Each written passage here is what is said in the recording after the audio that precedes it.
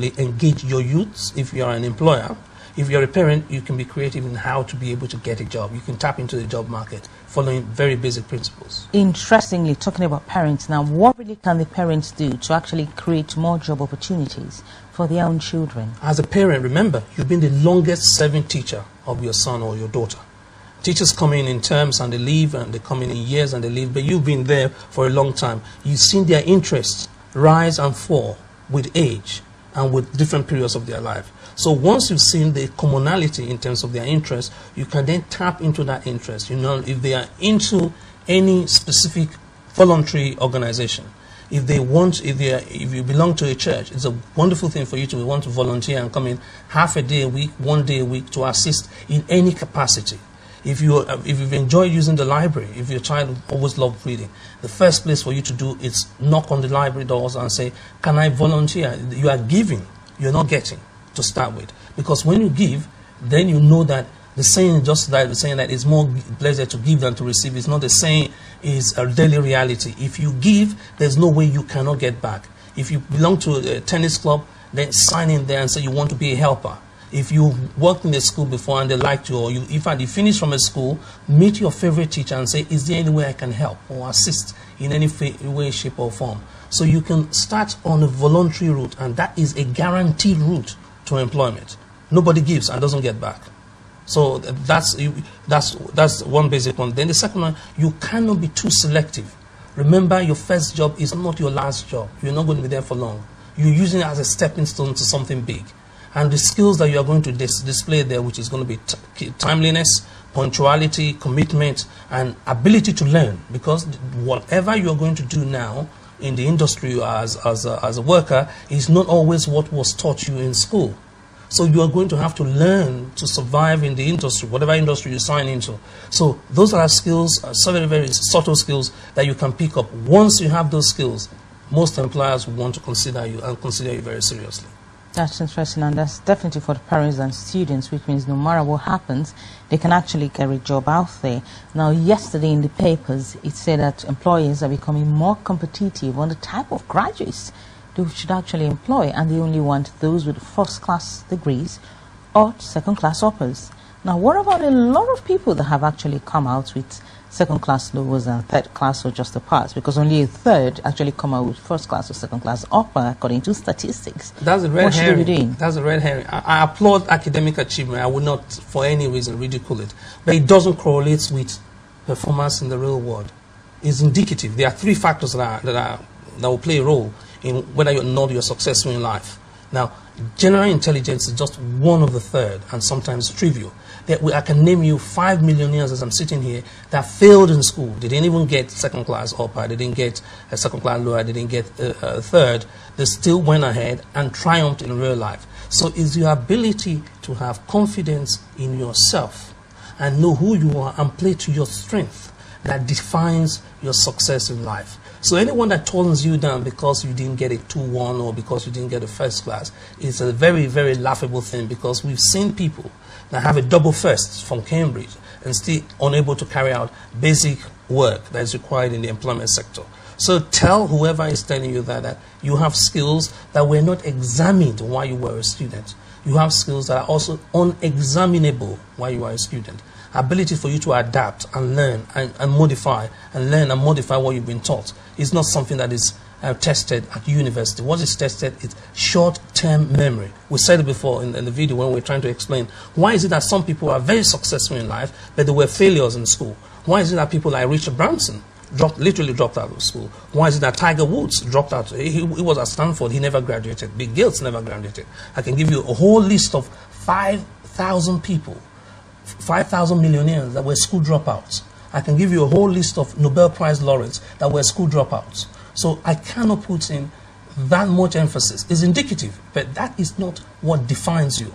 What defines you is your interest, your passion, your ability to engage in what we call deliberate practice of your skills, and then understanding what your domain-specific skills are. So those are the things that qualify you, and those are the things that will always distinguish you any day. Whether you're a pilot, you're a driver, you're a prime minister, or whatever you intend to be, you must have those skills. Because if you just rely entirely on what you got on a piece of paper, at the end of a 3 year of very structured learning, you will know, you'll find out it doesn't take you very far. It's a good door opener. It opens the door for you. But once the door is open for you, you have to perform.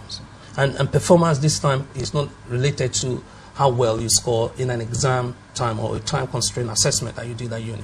So what the graduates need to do now is to be able to market themselves and their skills properly. You must have, for instance, as basic as having a Facebook or a LinkedIn page on the internet, trying to have your website, which is essentially what your website.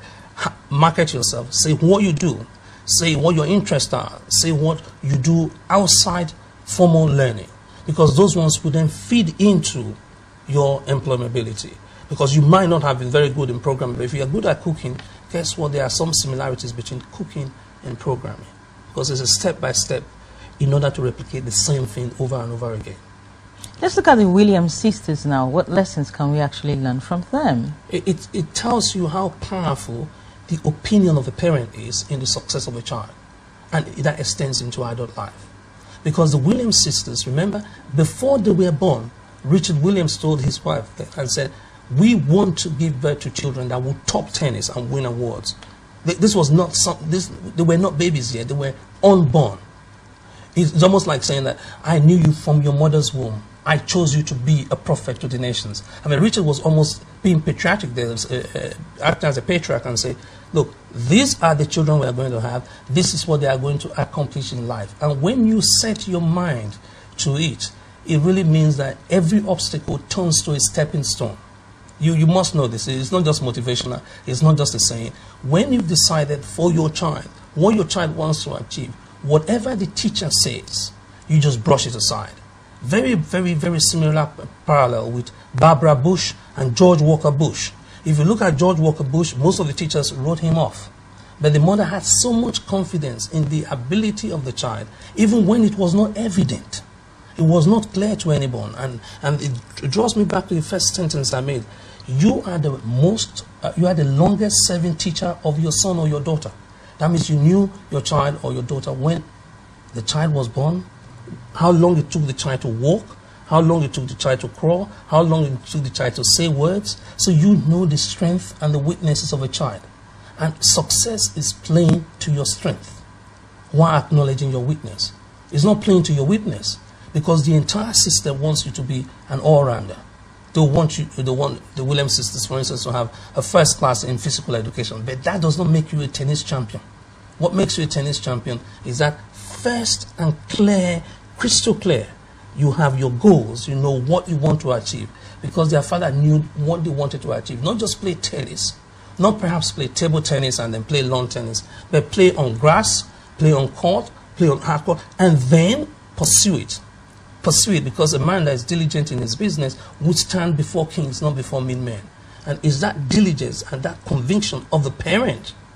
Because most people will say, oh, there's a gene for everything. You have to be genetically programmed to be able to play tennis and play at that level. You have to be genetically programmed to be able to play football. That floors it. That completely wipes that off our list of theories. That you don't have to be genetically programmed. All you essentially need to do is have sufficient interest and motivation to carry through that vision that God has given you, or that vision that you have received about your son or about your daughter.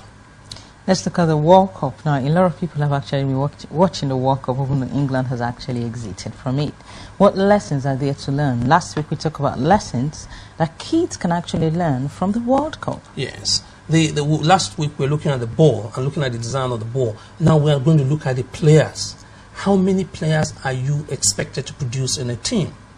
And why is it that even when you as a team, that's one word I want everybody to underline. How is it that some teams are reduced to 9 and still be able to score against a team of 11?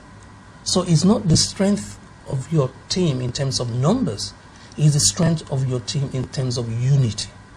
The football game is a united game.